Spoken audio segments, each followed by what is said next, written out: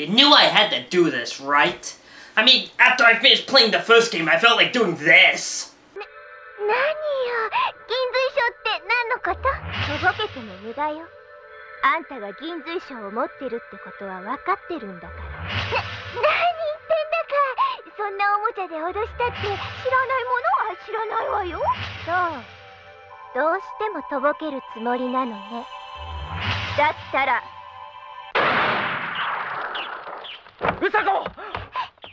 So after I mentioned there was a sequel, of course you want to see how terrible that is, right? It's freaking human nature. Fine, let's just do it. Freaking.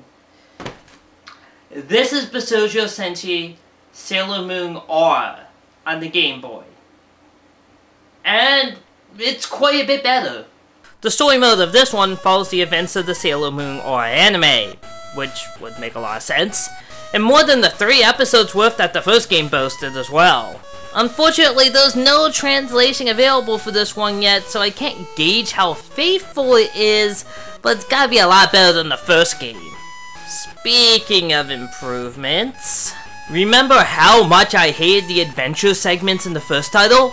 Well, I still hate them here, but they tried pretty hard to make them more interesting at least.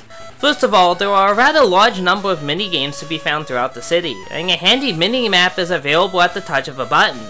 Now, if only I could read what I'm supposed to do, I'm all set.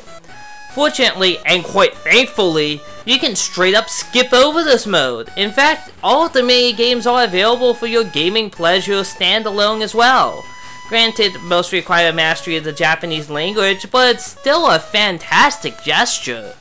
Now, on to the action segments, and I gotta say, what a difference!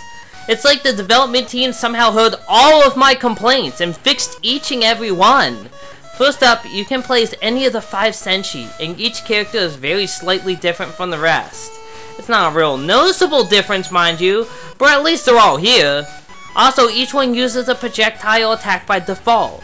Again, it's another no-brainer that makes it feel 100 times more faithful to the license. And look! Down actually docks!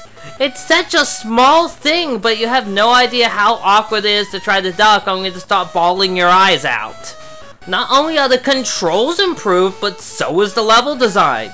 This actually looks like a competent video game now, with light platforming and secret areas to discover. There's not a whole lot of enemy variety, but they all behave differently and require different tactics to deal with. The bosses are also more interesting, and there's actually 5 action stages total instead of 4. So while it's certainly nothing special even by Game Boy standards, it's a hell of a lot better than the previous attempt. The graphics are clearly running on the same basic engine, but everything is far more refined. The action stages have different backgrounds, the enemies are more appropriate and fairly detailed, and the character sprites are all improved, as well as the cutscene images. The sound has moved up from being god-awful to average, and I'll take that at this point. All that being said, it's still not an amazing game or anything.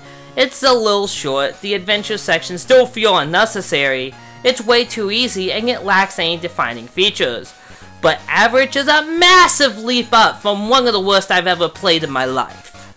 Well, there you have it. On the Game Boy is a decent little title. I don't know, maybe right about the average line? Not much else to say. Thanks for watching.